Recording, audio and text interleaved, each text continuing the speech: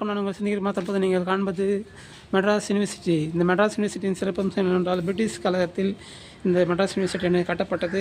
மேலும் இங்கு வந்து 1000க்கும் மேற்பட்ட நண்பர்கள் நண்பிகள் அனைவரும் இங்கு படிக்கிறார்கள். இந்த மெட்ராஸ் யூனிவர்சிட்டியில் வேலைக்கு செல்பவர்கள் தங்கள் மேற்படிப்பை தொடர விரும்புபவர்கள் வேலைக்கு சென்று கொண்டு பார்ட் டைமாக இங்கு படிக்கிறார்கள்.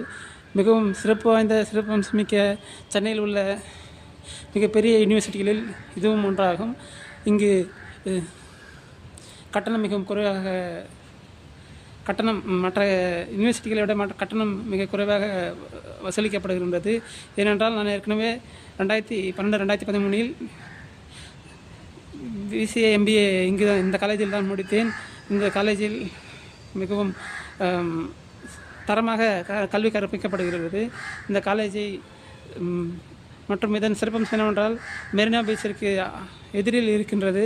இங்கு வரும் இளைஞர்கள் தங்கள் பணிச்சுமை முடிந்துவிட்டு இங்கு படிக்க வரும் இளைஞர்கள், தங்கள் பணியை முடித்துவிட்டு இங்கு படிக்க வரும் இளைஞர்கள் இந்த பார்ட் டைமாக முடித்து மென்மேலும் பல பல பதவிகளில் இருக்கிறார்கள்.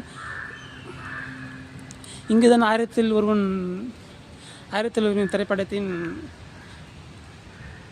ஷோவானது 1000ல் ஒருவன் திரைப்படத்தின் அரங்கேற்றமானது நிகழ்ந்தது. அவ்வளவு சிறப்பு வாய்ந்த இந்த மெட்ராஸ் யூனிவர்சிட்டியில் நீங்கள் காண்பது மிகவும் பச்சை பசேல் என்ற இந்த செடி கொடிகள் மரங்கள் அனைத்தும் நன்றாக இருக்கின்றது. சோசியல் சொசைட்டி பிள்ளைக்கு ஒவ்வொரு பிரிவிற்கும் ஒவ்வொரு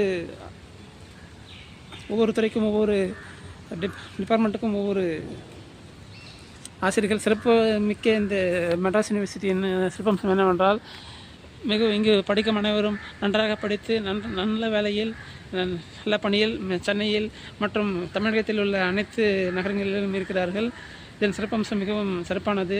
இதற்கு எதிரில் நீங்கள் எதிரில் மறைந்த முன்னாள் முதலமைச்சர் புரட்சித் தலைவர் டாக்டர் MGR அவர்கள் ஜீவசமாதி இருக்கின்றது. மற்றும் அம்மையார் ஜெயலலிதா அம்மையார் அவர்களின் ஜீவசமாதி இருக்கின்றது. மற்றும் பேரறிஞர் அண்ணா அவர்களின் ஜீவசமாதி இருக்கின்றது. மற்றும் முத்தமிழறிஞர் கலைஞர் டாக்டர் கலைஞர் அவர்களின் ஜீவசமாதி இங்கே இருக்கின்றது. இங்கே வந்து மெட்ராஸ் யூனிவர்சிட்டியில் படிக்க விருப்பமுள்ளவர்கள் இங்கே வந்து படித்து முடித்துவிட்டு தாங்கள் சென்று எதிரில் உள்ள அவர்களின் முதலமைச்சர் அவர்களின் 4 முதலமைச்சர் அவர்களின் ஆசீர்வாதத்தை பெற்று மென்மேலும் சீரும் சிறப்புமாறு அவர்களின் ஆசீர்வாதத்தை பெற்று மென்மேலும் சீரும் சிறப்புமாக வாழ வேண்டும் என்று எல்லாம் வல்ல அண்ணாமலையாரை உண்ணாமலை அம்மனை வேண்டி கேட்டுக்கொள்கிறேன். ஓம் நம சிவாய.